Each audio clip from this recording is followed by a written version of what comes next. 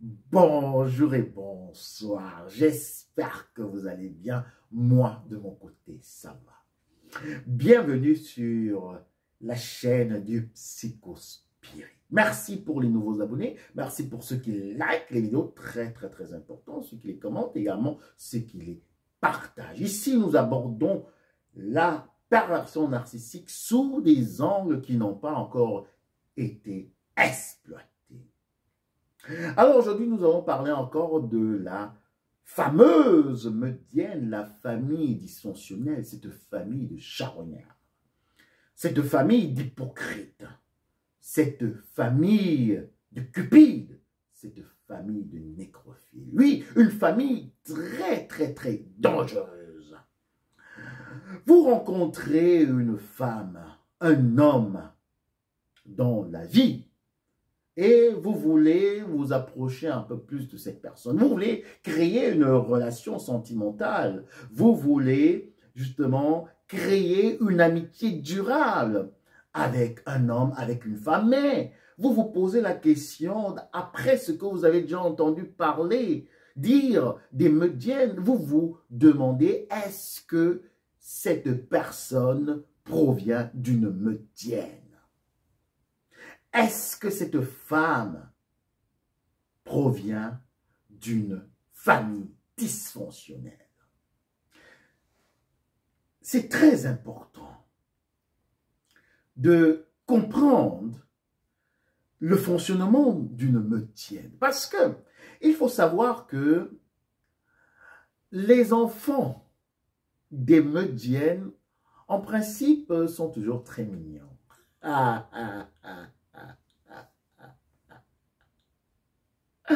Les petites hyènes sont toujours très mignonnes. Mais à maturité, vous commencez à voir la laideur qui se manifeste même dans le physique, qui se manifeste dans l'esprit, qui se manifeste dans le caractère.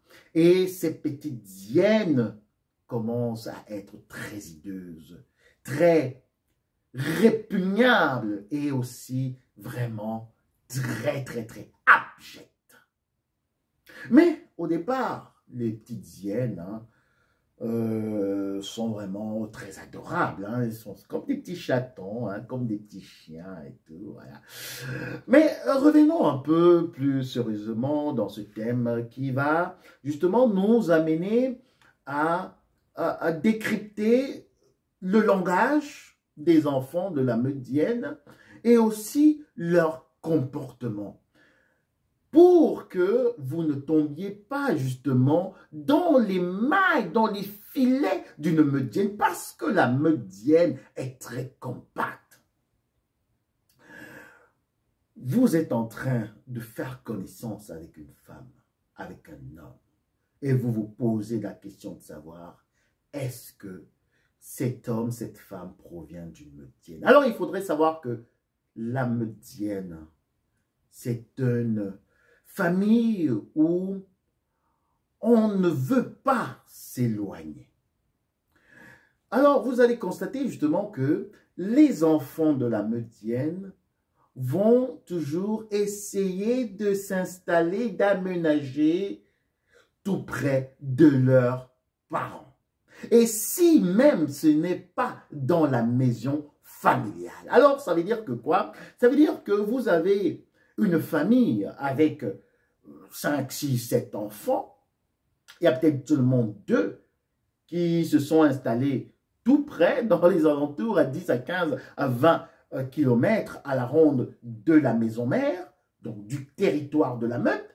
Et la particularité, c'est que vous avez justement des enfants qui ont déjà atteint la maturité, qui ont déjà la vingtaine, la trentaine, la quarantaine, mais qui vivent encore sous le toit de leurs parents, donc de ces hyènes dominantes de la meute. Les enfants de la Medienne ont beaucoup de difficultés à pouvoir s'émanciper, ont beaucoup de difficultés à pouvoir être indépendants, ont beaucoup de difficultés à quitter le territoire de la meute. Parce que justement, dans la meute, il y a un langage qui est vraiment très codé. Ce sont des signes qui sont paraverbaux. Ce sont en fait une gestuelle très codée, très menaçante également. C'est un jeu de regard. Ce sont des positions, des postures que les membres de la meute vont utiliser et employer même en présence d'un intrus sans que celui-ci s'en rende compte de cette communication qui se passe et s'effectue même à son présence devant ses yeux. Alors la meutienne est très compacte, très soudée.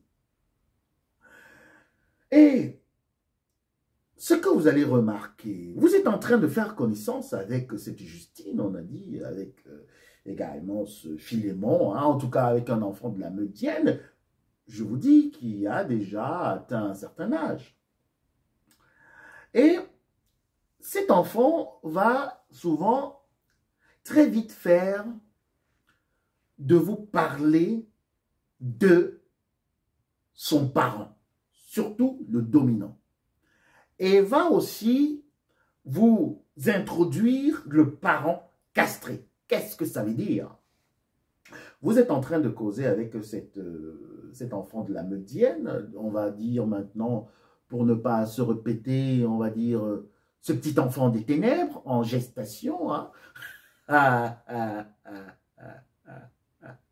S'il n'est même pas déjà accompli, hein, parce que, comme je vous disais au départ, les petites hyènes sont vraiment aussi, parfois, je peux dire, très jolies, très mignonnes. Hein.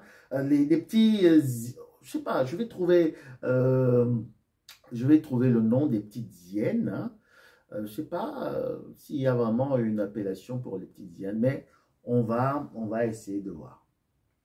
Alors, comme je vous disais, les petites hyènes, hein, très sympas.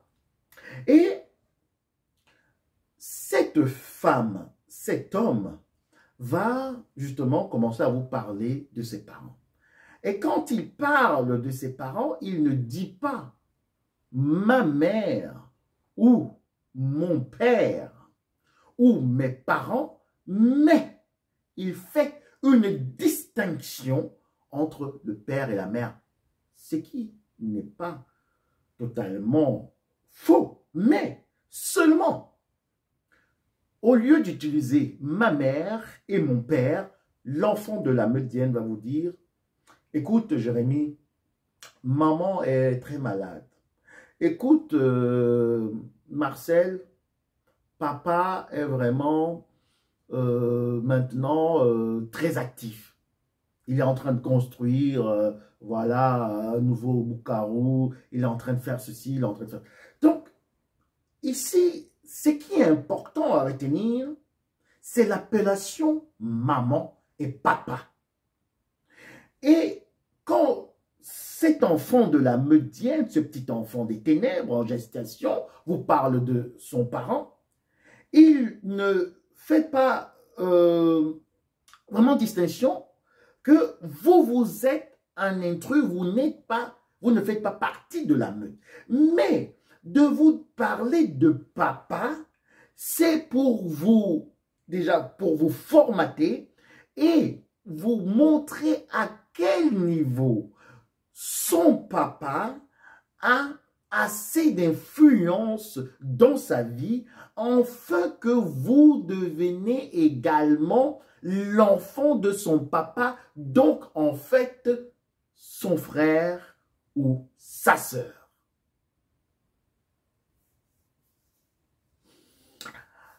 Le psychospirit, il faut vraiment ouvrir en fait son intelligence et aussi son esprit pour comprendre ce qui est dit sur cette chaîne. Quand l'enfant de la meutienne vous parle de son parent, il ne dit pas ma mère, il ne dit pas mon père, il dit, écoute, papa. C'est comme si un frère parlait à sa sœur de leur papa. C'est comme si une sœur parlait à son frère de leur maman. Maman a fait ceci. Papa a fait ceci. Et ce n'est pas mon père a fait ceci, ma mère a fait ceci. Parce que, justement, nous savons que mère, père, ce sont des géniteurs. Mais maman et papa, ça va un peu plus loin. Et il faudrait comprendre justement que dans la meute dienne, le papa et la maman sont toujours ceux-là qui s'occupent de la vie de leurs enfants à tous les niveaux, à tout égard.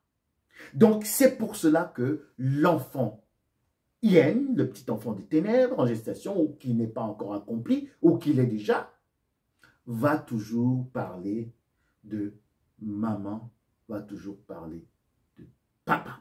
Et à la fin de cette vidéo, ne partez pas, je vais vous dire la prière des enfants hyènes, de ces petits enfants des ténèbres qui vont comme ça aduler et toujours élever leurs parents. Alors, ce que vous allez aussi remarquer chez cette Flavie, chez cette Carole, avec qui vous êtes en train de faire connaissance, c'est qu'elle va aussi toujours parler de l'enfant roi. Et l'enfant roi sera toujours placé comme ça sous les projecteurs. Hein? Elle va vous dire, peut-être cette femme ou cet homme va toujours vous dire, ah vraiment tu sais, ma grande sœur elle est ceci, ma grande sœur elle est institutrice, ma grande sœur elle est infirmière, ma grande sœur a fait ceci, le mari de ma grande sœur. Donc, je suis en train de vous donner ici juste quelques petites astuces pour reconnaître que vous avez en face de vous l'enfant d'une meutienne, un petit enfant des ténèbres. Et aussi, vous allez comprendre que, contrairement aux petits enfants des zombies, nous sommes sur la chaîne du Psychospirit. J'espère que vous comprenez déjà les terminologies. Nous avons le pervers narcissique zombie, nous avons la vipère ancienne, nous avons également la meutienne, dont nous sommes en train de parler ici. Alors, contrairement aux enfants des zombies, les enfants des meutiennes sont souvent très réservés. Ce sont des enfants qui sont assez, on va dire, entre guillemets, bien éduqués. Hein? Mais au fond d'eux sommeille une noirceur et aussi une froideur que vous ne pouvez pas imaginer. Parce que ce sont des enfants qui n'ont plus d'empathie. Ce sont des enfants à qui on a vidé toute la substance. Ce sont des enfants qui ont un sang-froid et qui se dévorent entre eux et qui sont prêts également à livrer leur partenaire à toute la meute sans cligner du regard. Les enfants de la meutienne sont très dangereux. Alors, si on progressait un peu pour essayer de voir comment vous pouvez vite remarquer que vous êtes en train de faire connaissance, vous lier avec un petit enfant des ténèbres en gestation, un enfant de la meute dienne. Alors, nous avons vu que la meute dienne est compacte. Donc, ils habitent presque dans la même région. Nous avons vu également que l'enfant de la meute dienne va toujours vous parler de ses parents et il va toujours utiliser maman, papa, sans dire mère ou mon père ou ma mère. Nous allons aussi voir que l'enfant de la meute dienne a une certaine posture vis-à-vis de l'enfant roi. Qu'est-ce que ça veut dire? Ça veut dire que quand vous allez rendre visite à cette bonne amie, hein, bien ce bon partenaire que vous êtes en train de faire connaissance, et puis là, le petit enfant des ténèbres en gestation vous invite chez lui. Si l'enfant roi est là, vous allez voir que ce n'est pas seulement, on peut dire, le droit de naissance qui prédomine sur le comportement que le petit enfant des ténèbres en gestation va manifester vis-à-vis de son aîné, mais c'est une domination mentale, c'est une domination émotionnelle et une domination parentale qui va être appliquée par l'enfant roi sur et vis-à-vis de tous les autres enfants de la meute, en l'occurrence également l'enfant petite hyène avec qui vous êtes en train de faire connaissance.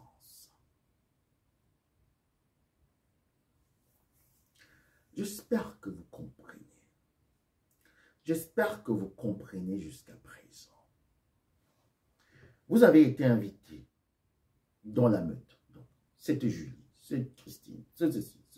Vous invitez, bon, viens, il y a peut-être un barbecue, il y a peut-être un anniversaire, il y a une occasion comme ça. Hein. Et si vous observez bien, vous allez voir le rapport que votre connaissance qui vous a invité aura vis-à-vis de l'enfant roi. Cette manière de s'incliner, cette manière de parler, ce respect, on va dire, démesuré, cette posture d'esclave, cette posture de dominé, cette posture que l'enfant hyène va adopter vis-à-vis de l'enfant roi. Parce que c'est l'enfant roi qui domine et qui exécute tous les plans maléfiques de la maman hyène sur toute la meute. Aussi, votre ami et votre copine, votre connaissance y compris. Alors, vous êtes en train de comprendre comment vous pouvez vraiment décrypter les comportements, le langage des enfants et aussi des éléments de la meute. Et nous allons continuer pour voir comment vous pouvez encore reconnaître que vous êtes dans une meutienne, parce que dans une meutienne, il y a un seul chef de file et c'est la maman hyène. Dans le cas de figure le plus fréquent, parce que nous avons également des cas de figure où nous avons les papas qui vont prendre on peut dire, qui vont dominer sur la meutienne, mais en principe, dans, on va dire selon le vice-versa, la généralité, nous avons les mamans qui dominent justement sur la meutienne. Et il y a une explication à cela, je reviendrai plus amplement dans une vidéo pour vous dire pourquoi nous avons des meutiennes qui ont à leur tête des mamans et non des papas. Et je vais aussi vous dire pourquoi dans d'autres constellations géographiques, nous avons des meutiennes où il y a plus de papas, papa hyène, que des mamans hyènes. Alors, mais si on continuait ou on s'est arrêté, quand vous allez justement être dans cette meutienne pour un événement ou quoi que ce soit, et tout. Alors, la maman hyène a deux attitudes. Elle a une attitude de repli. Hein? Et elle a une autre attitude. Et l'autre attitude, c'est une attitude vraiment d'observatrice. Quand vous allez entrer dans cette famille par rapport à une invitation, hein, vous êtes avec, ne perdez pas le fil des idées, hein, vous êtes avec justement votre ami, votre partenaire qui vous invite justement dans votre future belle famille. C'est pour cela que je fais cette vidéo pour vous, hein, et aussi peut-être pour ceux qui sont déjà tombés dans ces familles, dans ces médiennes, pour pouvoir également reconnaître ce qui se passe et aussi prendre des mesures vraiment adéquates pour sortir justement de cette zombification, pour sortir de cet engrenage et aussi de cette posture de chèvre de sacrifice, parce qu'en fait, quand vous êtes introduit dans une médienne, c'est vous qui devez être bouffé. Alors, on continue maintenant. Vous allez observer la posture justement du parent dominant de la maman hyène, qui est une très bonne observatrice, qui est aussi toujours en retrait. Mais ce retrait, c'est pour en fait brouiller les pistes. Parce que comme je vous ai dit plus haut, la communication continue dans la médienne. Vous allez justement vous installer, hein, disons comme ça, vous vous installez dans cette famille, vous consommez et tout. Et la maman dit, ah mais est-ce qu'il a déjà bu quelque chose? Et vous vous dites, ah vraiment, cette maman est très attentionnée. Vous dites, cette maman, elle gère bien sa famille, elle est vraiment une maman très réservée. Parce qu'elle vous observe. Elle vous observe. Elle veut savoir qui vous êtes. Et c'est pour cela qu'on entre maintenant dans le psychospirit. La maman perverse narcissique est une mystique. La maman hyène perverse narcissique est une femme qui va observer, scruter l'esprit des personnes qui sont autour d'elle pour chercher où il y a la faille et présenter cette faille justement à son enfant qui est en relation avec vous, afin que celui-ci sache comment il peut directement vous attaquer, vous encercler et également vous dévorer. Qu'est-ce que ça veut dire? Ça veut dire que, plus pratiquement, la maman hyène, en vous observant, vous qui êtes venu dans cette fête, n'oubliez pas, hein, parce que vous avez été invité par votre copine, votre partenaire, c'est si vous êtes quelqu'un qui réfléchit beaucoup. Hein? Vous êtes quelqu'un qui réfléchit beaucoup. Elle sait si vous êtes quelqu'un qui a besoin d'affection. En vous observant, elle sait si vous avez une faille narcissique. Peut-être vous avez cette soif de reconnaissance également, parce que dans votre famille aussi,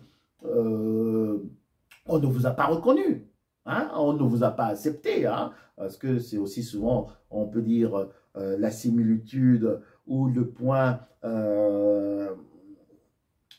commun qu'ont justement les personnes qui vont entrer dans ces métiers.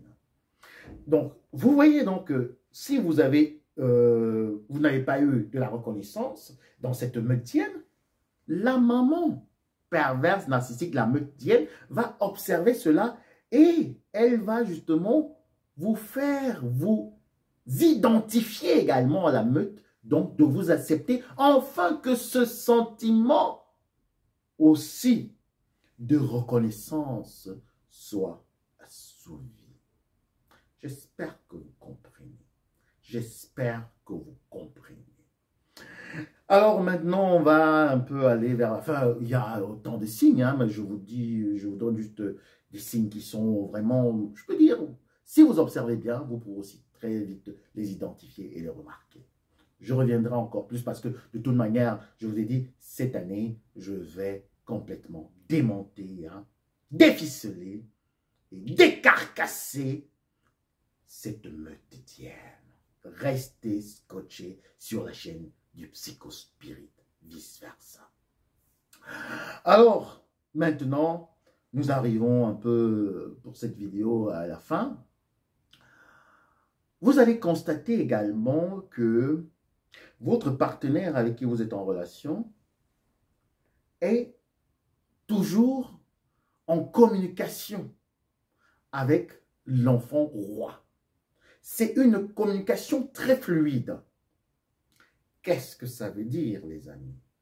Qu'est-ce que ça veut dire? Ça veut dire que vous êtes avec cette Martine, vous êtes avec ce Philippe. Il ne peut pas faire une journée, 2 jours, 3 jours sans envoyer des textos, hein, toujours à l'enfant roi.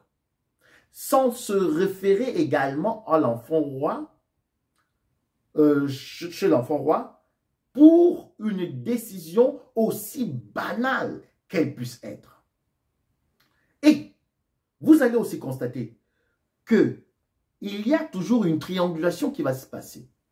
Quand le partenaire avec qui vous êtes en relation va envoyer le texto, alors, si vous observez, hein, parce que c'est pour ça que je vous donne des astuces, parce que justement, l'enfant Yen, le petit enfant des ténèbres en gestation, ne va pas remarquer, mais vous allez pouvoir utiliser cela comme, je peux dire, pièce à conviction, hein, pour pouvoir vraiment exposer, hein, la meute Yen.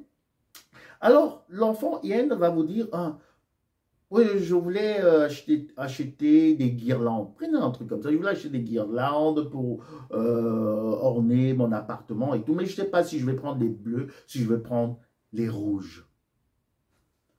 Et elle a envoyé un texto pour demander ce que l'enfant roi pourrait avoir comme goût, les rouges ou les bleus. Et l'enfant roi a très vite fait de parler de cela au téléphone avec la maman Yen le même soir. Et la maman Yen de donner en fait sa recommandation à l'enfant roi et l'enfant roi de donner maintenant son avis à la partenaire avec qui vous êtes en relation. Est-ce que vous avez compris quelque chose, les amis? Est-ce que vous avez compris quelque chose, les amis? Pour une décision aussi banale qu'elle soit, il y a l'information qui a déjà remonté toute la meute. Et après, justement, la maman Yen va envoyer le même texto dans une conversation. Elle va parler de ça avec le mouton noir 1, le mouton noir 2, le mouton noir 3, le mouton noir 4. Lui-même va envoyer au mouton noir 5. Et le bouc émissaire, il est où? Il est où? On ne le voit pas depuis. Le bouc émissaire, lui, il n'a pas d'information. Il ne sait pas que Nathalie, on est en train de parler des guirlandes de la maison, de l'appartement de Nathalie. Mais lui, il n'est au courant de rien. Il n'est au courant de rien parce que, vous savez, le bouc émissaire, dans cette meudienne, c'est l'enfant sacrifié. C'est l'enfant, en fait, poubelle. Hein. C'est l'enfant qui n'existe pas. C'est celui-là qui doit payer tout le mal de la fameuse meutienne. Alors, vous comprenez, mes amis, que vous pouvez très vite analyser les comportements des enfants de la meutienne, ces petits enfants des ténèbres en gestation, s'ils ne sont pas encore accomplis. Alors, vous comprenez maintenant quels sont les petits signes qui peuvent vous faire reconnaître les meutiennes. Parce que, vous savez, quand vous entrez dans une meutienne par alliance, donc ça veut dire, vous prenez un enfant d'une meutienne pour épouse, pour époux, pour partenaire, et j'en passe, alors n'oubliez pas que votre partenaire va vous livrer en sacrifice à toute la meute. Vous avez donc compris cette communication qui est très fluide entre les membres de la meute. Oui, les membres de la meute doivent s'appeler constamment. La grande sœur aussi, l'enfant roi, va constamment appeler la maman Yen. Pour des choses aussi banales qu'elles soient. Oui, les enfants de la meute ont toujours besoin de se référer à l'enfant roi et également à la maman Yen. Alors, vous avez compris que les enfants de la meute Yen, les petits enfants des ténèbres, sont aussi dangereux que leurs propres parents.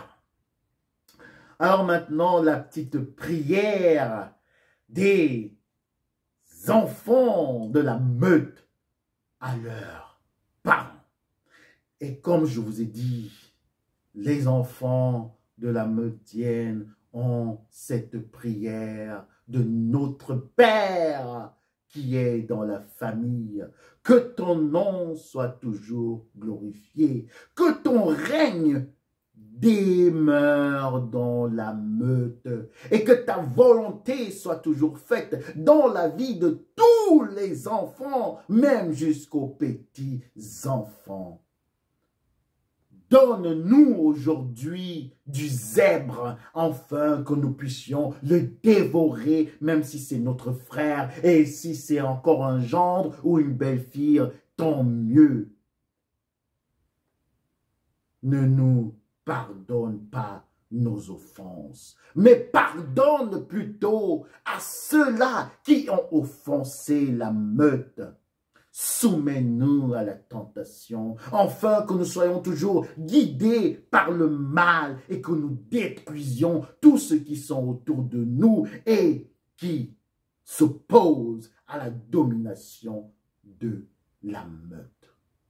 Car toi, maman hyène, toi, la chef de file, et toi également, l'enfant roi, c'est à vous qu'appartiennent le règne, la gloire et la puissance dans toute la meute et au-dessus du papa castré pour maintenant et pour les siècles et les siècles. Alors, les enfants de la meutienne disent tous Amen. Faites attention aux meutiennes, elles sont diaboliques. Merci encore pour les commentaires. Bienvenue sur la chaîne du Psychospirit. Ici, nous parlons de l'apparition narcissique sous des angles qui n'ont pas encore été exploités. Entre-temps, je vous souhaite une agréable, excellente journée. À très bientôt. Bisous. Bye.